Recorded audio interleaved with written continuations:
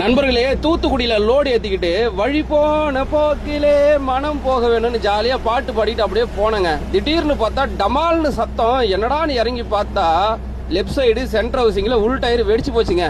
பார்த்த உடனே மனசுக்கே ரொம்ப கஷ்டமா போச்சுங்க. என்னடா பண்றது, அடிக்கிற வெயில லோடு வண்டி தனியா எப்படா கைட்டி மாட்டுறதுன்னு கவலையோட ஓனருக்கு போன் அடிச்சு, அண்ணா டயர் வெடிச்சு போச்சுன்னா அப்படின்னு சொன்னேன். ஸ்டெப்னியை கைட்டி மாட்டிக்கிட்டு போன்னு சொல்லிட்டாரு. எப்படா கைட்டி மாட்டுறதுன்னு கவலையோட அப்படியே திரும்பி பார்த்தா பக்கத்திலே பஞ்சர் கடைங்க. பஞ்சர் கடையை பார்த்த உடனே மனசுக்குள்ள 1000 பட்டாம்பூச்சி பறந்தது போல ஒரு சந்தோஷங்க.